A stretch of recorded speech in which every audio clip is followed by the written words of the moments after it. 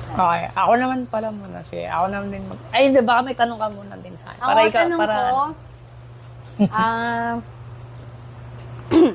ano ba tanong? Ano favorite mong food? Okay, sige. Alam ko na. Ako na sagot. Ano favorite mong food? Takoyaki tsaka ice cream, yung mga ganun. Ice cream sa ulam. Sa ulam, sisig, mga ganun. Susik. Naku, masarap ako magluto. Oh, sige. Tsaka Bicol Express, ganun. Ay, hindi. Pero mahilig din ako sa mga spicy food. Kaya. Oh, shawarma. Spicy. Yung Turks, yun, isa rin. Sarap yun yung sa Turks. Paborito yun, kaya lang, medyo in-acid kasi ako sa... Sisig, di ba? Pag ang sisig ay acid din. Parang, pero okay. Ano rin siya sa ano? Okay lang, basta masarap eh.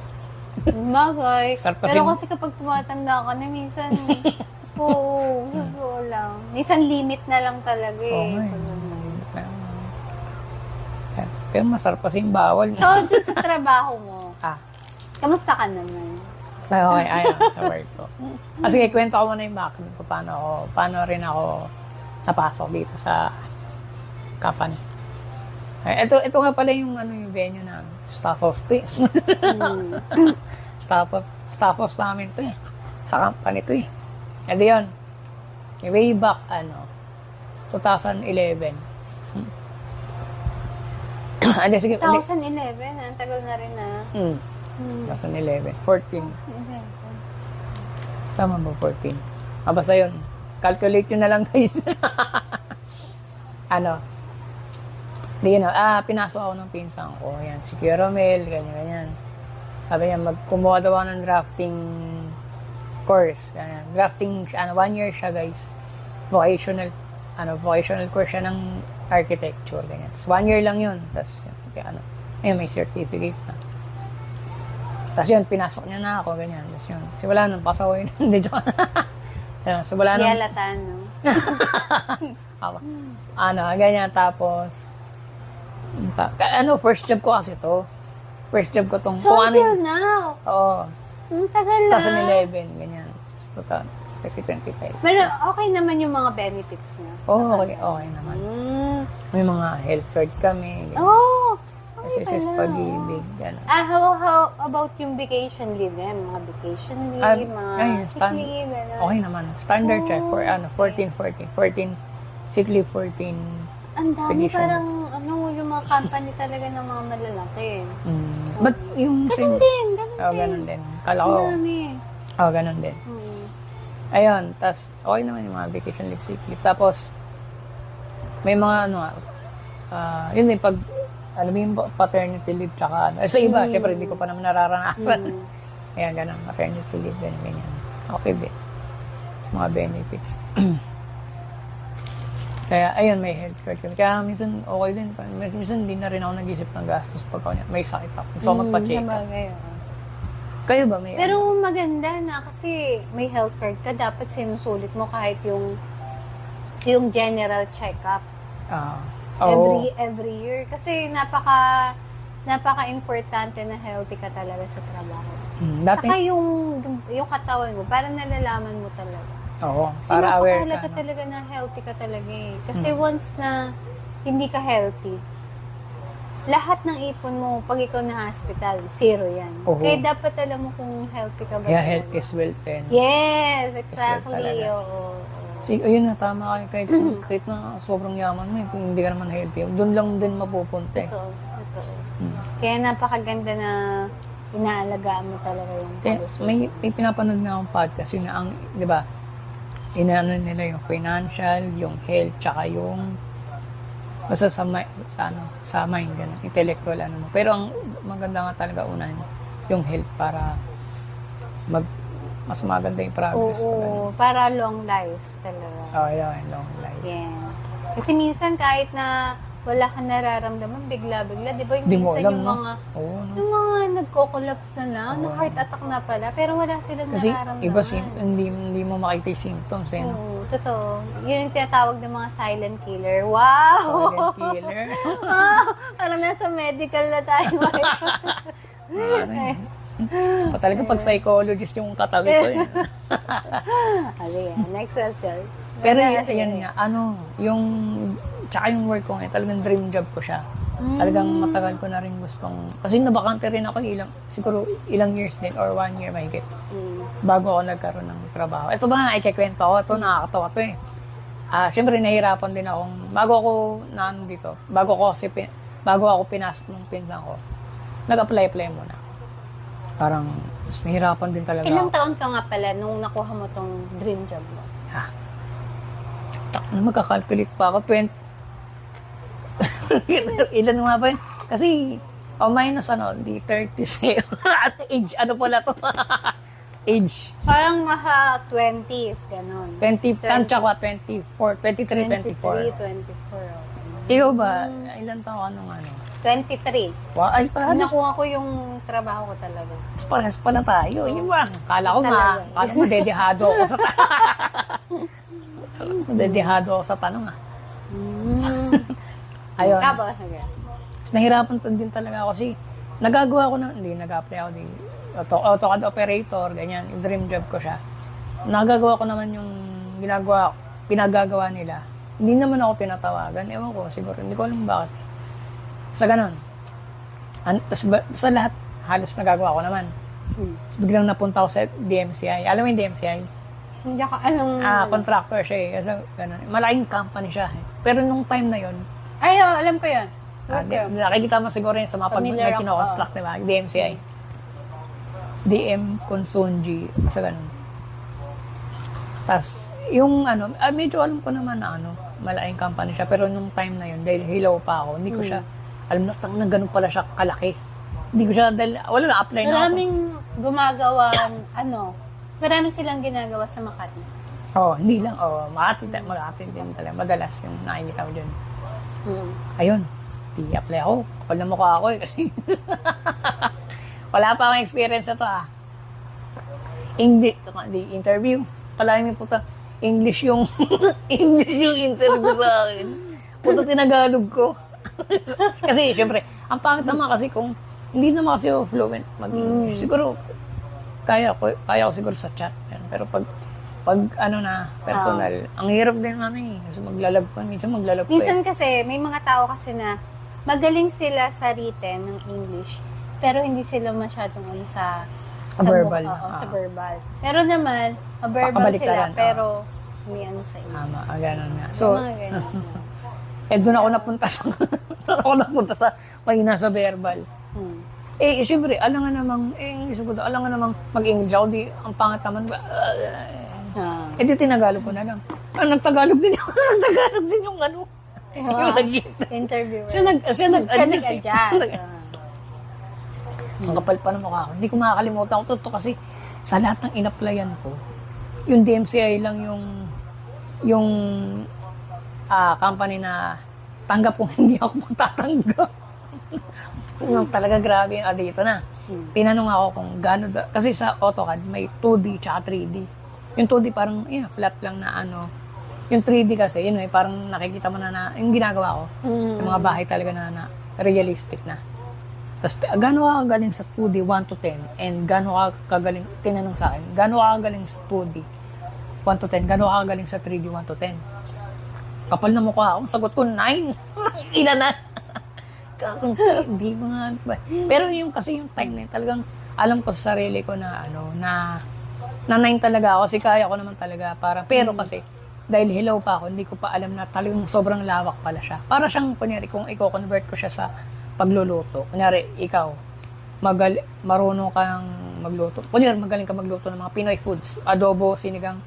Di syempre, akala mo, hindi mo pa alam yung mga ibang hindi mo pa alam na may lasagna pala, na may Italian, ganon.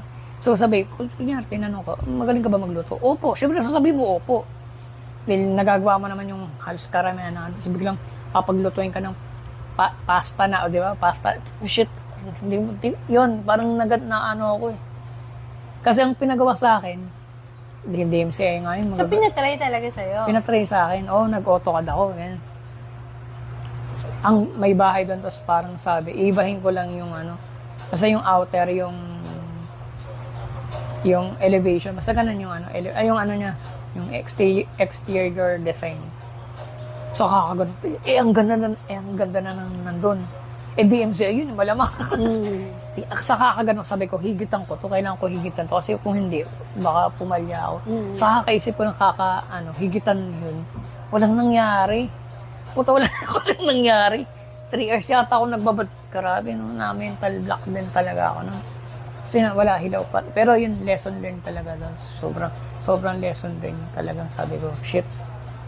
Parang hindi pala dapat ganun eh. Parang, kasi doon parang makikita, lalo na pag may experience ako. Parang yun kasi yung pinaka-exam eh, ano? Oo, yun talaga, ang exam. So, bukod sa interview, yun talaga, actual. Ayun, yung AutoCAD. Talagang hindi ko nagawa, sabi niya, pagtingin ng after 3 years, 3 years tuloy. After 3 hours, 3 years, tagal naman kasi. Sige, tatawagan ka na lang namin. Sabi ko, shit, wala na. Epic ka, no? Tapos, sa Makati kasi siya. Tapos, yung first time ko rin makita ng electronic door, yung parang, basta electronic door. Parang taga-bundok eh. Basta electronic door. Kasi yung pagpasok ko, sila yung magbubukas. Edi yun. Ngayon, nung lalabas na ako, akala ko, sila pa rin yung magbubukas. Sabi ko, sir, pakibukas ko. Ay, hindi pinipindot po yan. Ay, pagkalabas na paglasap, parang gusto kong matuwa. Gusto kong matuwa. Gusto kong maging bulanan. Pero alam mo, kung mag-a-apply ka ngayon doon, sigurado. Ayoko na magsalita. Basta ayoko na lang magsalita. Basta gano'n na. Pero doon mo tama. Sorry. Pag ipapagtabi mo yung talagang walang experience sa may experience, makikita mo yung humility nung iba yung humility na may experience sa wala. Basta ganun, tas kung may ibubuga, tas pag pinag-actual mo, kung may ibubuga ba talaga, ganun, ang dami ko na-realize na sa pag-apply. Kasi din lang talaga yung, hindi, talagang tanggap ko na ayoko nang bumalik. ayoko nang bumalik dun eh. Embarrassment experience. Sa pag-apply. Tapos yun pa, awa ng Diyos, nakapasok na ako dito sa JF Cancho na associates. Napasok na ako. Pinagawa naman ako, okay naman. Di na ako masyado Basta, talagang, kung ano lang pinagagawa talagang ginawa ko yung best ko. Kasi gano'n naman talaga ako yung, gawin talaga yung best. Gawin mo talaga yung best mo.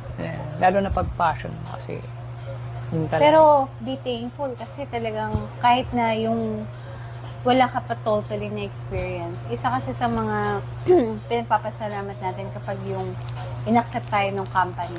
Na wala pa tayong napapatunayan. Oo, tama. Yung Kaya talagang isa sa nabigyan ka talaga ng opportunity is yung kung ano yung work mo hanggang ngayon. Oo, thankful naman talaga ako talaga. Thankful ako dun. Sana. Yun yung parang nag-start ng stepping stone mo para marami kang matutunan. Sa million doors. Yes. May isang nagtiwala sa'yo. Million. Ayun, ang galing mo doon. Parang hugot yata yun Parang may ganyan. Hindi, syempre ako rin Diba, nagtiwala sa akin kung sino yung pinaka-first na company ko. Yan. Pero, hindi ko alam kung ano ipapatunayan ko. Pero wala silang, alam mo yung parang blank sheet na i-accept ka nila.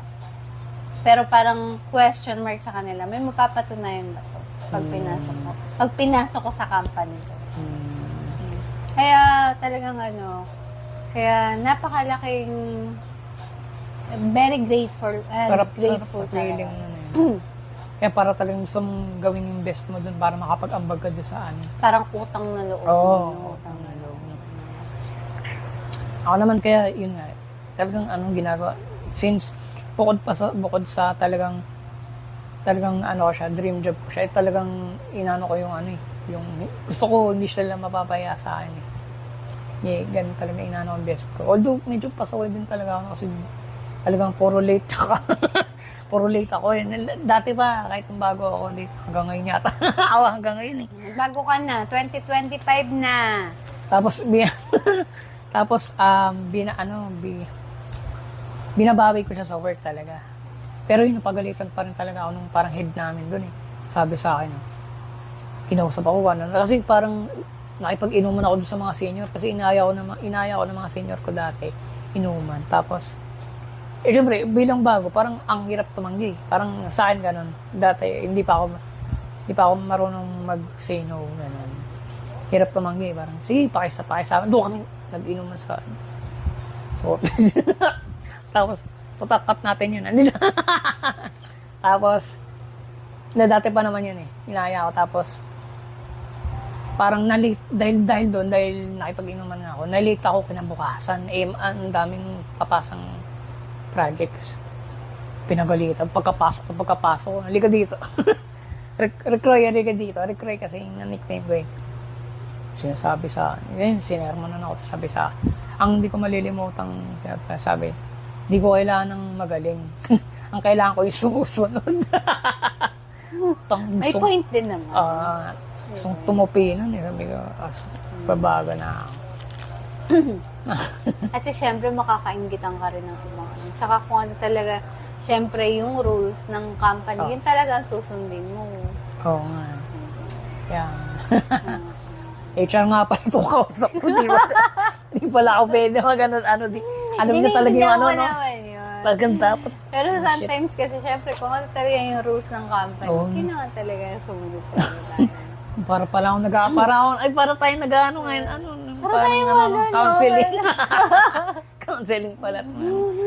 Nasa sermonan din pala ako dito. HR nga pala, ang ganda ng tandem natin ngayon. Nakakatuwa, no? Nakakamiss din. Nakakamiss talaga mag-HR. Pero para mas gusto ko na lang talaga sa bahay. Hindi mo na siya hinahanap-hanap. Hinahanap-hanap pa. Sometimes. Kasi hindi ka na nag-upload, Hindi na. Wait lang, buksan natin ilaw. Teka lang. Iwan na charge mo natin yung phone ko.